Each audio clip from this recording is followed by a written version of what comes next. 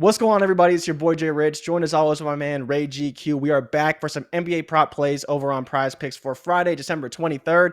No episode tomorrow because the NBA is off, but today it is a loaded slate. Yep. Recapping our Wednesday plays, we did go 0 for 1. Ray, you got bailed out because Kyrie did not play, and I took Tobias Harris, who was in a ton of foul trouble, only playing 7 minutes in the first, but did cash his points. Maybe we go back to that today. Probably not, but a loaded slate today. Lots of games to get into. Ray, we have 4 plays for the people today, so giving them a little bit extra because we're not going to be here tomorrow. So let's dive into it right now. The high-flying action. Take a step back and relax. It's time to count that money. The NBA props. No look any further. You know what time it is. Presented by Prizepicks. NBA props. Let's Count that money, man.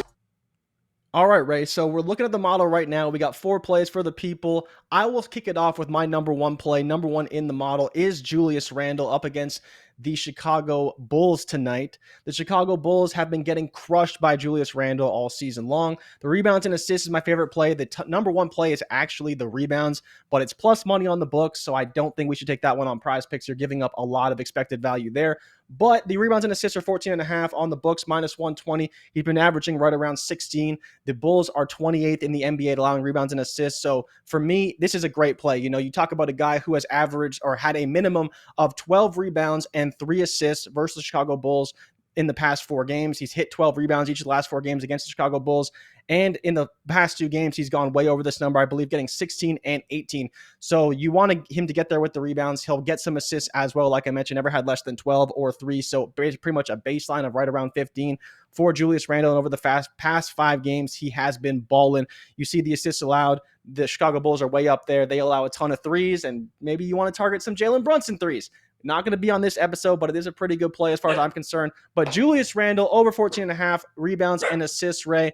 I know people like the points. People like the par. People love Julius Randle in this matchup. Lots of data versus Chicago. I think he probably goes over that again. But the rebounds and assists for me is the top play. Yeah. What is that? What is this on the books for Randall's rebounds and assists? It's minus 120 right now. Okay, minus 120. I could take it. I mean, Randall's a play that I've been running quite a bit lately, man. His points, he's been really good. So I like that one. And you see it right there. Shit, some spots have it minus 147 to the over. So good play. It's moving, right there, Jay. Yeah, it's moving. I like that play. I'm going to go with the power forward myself, a rookie. I'm going Paolo Banchero, if I could spell his name right. Pao. Yeah, I know. I got it. I'm going to look at his points, rebounds, and assists here because the books do not have fantasy scores. So you see right here at 30.5, his points, rebounds, and assists, juice to the over. I like his fantasy score, Jay, over 35.5 versus San Antonio. This is a plus matchup. They're 24th in allowing fantasy score points to the power forward position. Our 100 possession simulation model has him projected tonight right around 41.4. We got him projected. The overall projection based on his last 500 possession data is around 40.6. You look at the San Antonio Spurs versus the power forward position this season, number 1 in giving up points to the power forward position, number 1 in giving up rebounds to the power forward position, number 3 in assists to the power forward position, and so on and so forth. And then we were looking, Jay, I was like, I wonder if Paolo's been doing anything defensively. Is he going to give you maybe a block or a steal here to get you that +3 for that statistical category? And he's been turning it up a little bit defensively. He's also been turning it over a little bit, which is not good. Yeah. But this is a plus matchup for the whole team of the Orlando Magic. But you see right here, points allowed, they're 30th. Assists allowed, they're 30th. Power forward defense, 25th. This is a play that I really like for Paolo. This is a game where hopefully defense is optional on both sides of the court, and it'll lead for a lot of opportunity for Banchero to hit that over fantasy score.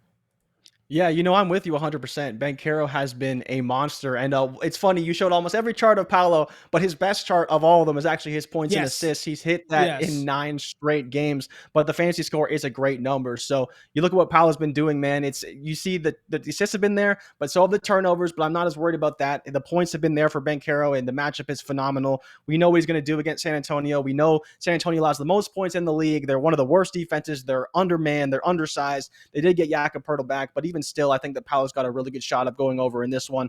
The fantasy score, I'm totally with you. I think it's a great spot for him. You're just hoping that he's the guy that gets early and often, because San Antonio's always on blowout alert. They got blown out last game, so there is Yeah. some concerns there. But outside of that, I love the play. I don't know if you want to talk about Nick Claxton or Yeah. you want me to talk about Yeah. Zubac, I'm because also I'm also looking at Claxton's fantasy score, Jay. 25.5 on Prizepicks plus matchup for him. Projected for 32, 20% edge to the over. And then if we take a look at what Claxton has been doing, defensively, I mean, Claxton already has come out and said he wants to win Defensive Player of the Year. It's a difficult matchup versus Milwaukee, but hopefully this game stays close, right? It's not a blowout. Both teams, Kyrie's going to be back tonight. But you look at Claxton defensively, 3 blocks and steals, 7 versus Toronto. Versus Milwaukee, he only had 2 in the last game. But tonight, right now, the blocks and steals at 2.5 is juiced to the under a little bit. We know Giannis is going to live in the paint. This is a tough matchup because he only had 12 points, rebounds, and assists last game. This is a difficult matchup. So if you don't like it, then I'm not gonna tell you like this is one that you have to play. But I do think this 25.5 fantasy score for him is a solid number tonight versus Milwaukee. Again, if you don't like it, leave it. Love Banchero a lot more than Claxton, but I do like this 20. It was high in our fantasy score model. So trusting the data, not trying to overthink it too much. I'm trusting the data, and Claxton wants to get it done. So I'll take the over his fantasy score. yeah, Claxton, a player that I've played his blocks at 1.5 almost every single day, because he just continues to hit it over and over. Even at minus 160, minus 170, he continues to get it done. But I'm going to Zubac tonight up against Joel Embiid. I mean, we know it's going to be a tough matchup for him. The par is the line that I like. I like the points and assists a little bit more, but I don't think that Prizepicks is going to give it to us. You look at what he's done over the past few games, and it corresponds with his minutes dropping. He hasn't played more than 23 minutes in each of the last 5 games, 17, 17, 19, and then 22.6. A lot of guys are back for the Clippers. It's one that you maybe want to wait on to see what the lineup looks like, but if the lineup can stay at what it's been, he has not been playing at all and going way under this number, 9, 8, 10, 13. Again, he's got a shot, but he could be in foul trouble versus Embiid. It's not a good matchup. Second in points allowed to centers, 15th in rebounds, 7th in assists, and 4th in center defense. They're going to be avoiding Embiid at all costs. He's still the man in the middle. He's probably going to be going at Zubac a lot, and that's why you want to take the under here. You see it's the 5th toughest matchup for opposing centers, and that's why it's choose to the under. He hasn't been playing enough minutes that he's been playing in the past, and the books haven't quite adjusted yet. The points and assists is the best number if you do find it, but if not, the points, rebounds, and assists is fine as well, under 16.5. Jay, Zubac was one that I was looking at the other day. I was like, oh, it was a plus matchup. And I was like, oh, this should be Against good Charlotte, for the center yeah. position.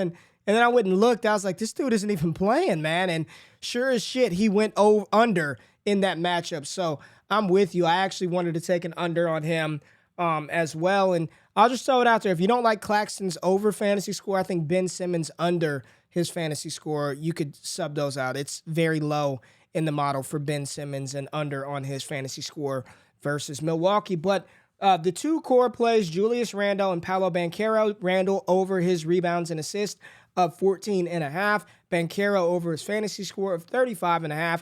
And 2 additional flexes if you like them. Nick Claxton over his fantasy score of 25.5. And Zubac versus under his points, rebounds, and assists of 16.5. Or if you can find the points and assists, is that the one that you would prefer if Prizepicks slightly would better. release that? Yeah, there it is. There it is. We do not make you pay for picks. We walk you through our process, show you our model, shop the book lines, give you the data. Take what you like, leave what you don't. Just hit that thumbs up button on your way out of the building. If you tail, give Prizepicks hell, and if we fail, don't bail. No NBA tomorrow, but we should have some NFL plays for Christmas Eve that we'll post, so stay tapped into the channel. We appreciate y'all. Good luck, good night. We're out. Peace.